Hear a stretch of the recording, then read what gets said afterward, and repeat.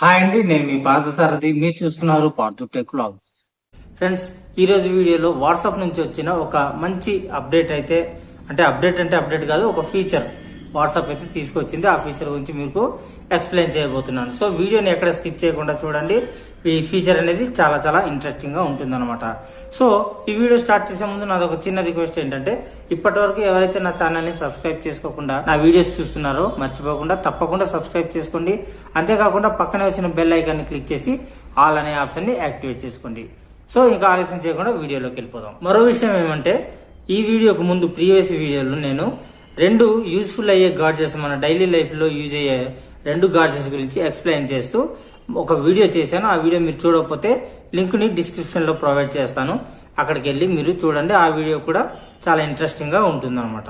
ఈ ఫీచర్ ఏంటంటే, మనం వాట్సాప్ వాడేటప్పుడు ఎవరైనా ఎదుటి పర్సన్ కి ఒక మెసేజ్, టెక్స్ట్ మెసేజ్ పంపించినప్పుడు దాన్ని సెండ్ చేసిన తర్వాత అందులో ఏదైనా కరెక్షన్స్ ఉంటే, అంటే స్పెల్లింగ్ మిస్టేక్స్ లాంటివి ఏమైనా ఉంటే మనం కరెక్షన్ చేయలేము ఇప్పటి వరకు. కానీ ఇప్పుడు ఈ ఆప్షన్ తో మనం అయితే ఆ స్పెల్లింగ్ మిస్టేక్స్ ని మనం ఎడిట్ చేసుకునే అవకాశం అయితే ఉందన్నమాట. సో వాట్సాప్ తీసుకొచ్చిన ఈ కొత్త ఫీచర్ చాలా చాలా బాగుంది. ఇది ఎలా యూజ్ చేయాలంటే, ఫస్ట్ వాట్సాప్ ను మనం ఓపెన్ చేయాలి. ఓపెన్ చేసిన తర్వాత ఎవరో ఒక పర్సన్ ని ఓపెన్ చేసి, అంటే మనం ఎవరికైతే మెసేజ్ చేయాలనుకుంటున్నామో వాళ్ళ నెంబర్ ని ఓపెన్ చేయాలి. ఓపెన్ చేసిన తర్వాత వాళ్ళకి ర్యాండమ్ గా ఒక మెసేజ్ అయితే పెట్టాలి. పెట్టిన తర్వాత అప్పుడు సెండ్ చేసేయాలి. సెండ్ చేసేసిన తర్వాత అప్పుడు మనం సెండ్ అయిపోయిన తర్వాత చూసుకున్న తర్వాత అందులో స్పెల్లింగ్ మిస్టేక్స్ ఉన్నాయని మనకి తెలుస్తుంది. తెలిసిన వెంటనే మనం ఏం చేయాలంటే, ఆ మెసేజ్ మీద లాంగ్ ప్రెస్ చేయాలి. లాంగ్ ప్రెస్ చేసిన తర్వాత పైన 3 డాట్స్ ఉంటాయి అనమాట.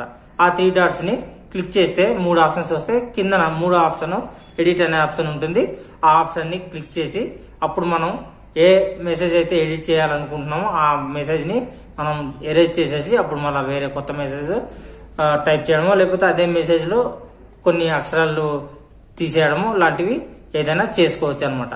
బట్ డిసడ్వాంటేజ్ అంటే 15 నిమిషాల లోపు మాత్రమే ఈ పని చేయాలి. 15 నిమిషాలు అంటే 15 మినిట్స్ దాటిపోయిన తర్వాత ఈ పని అయితే మనం చేయలేమన్నమాట.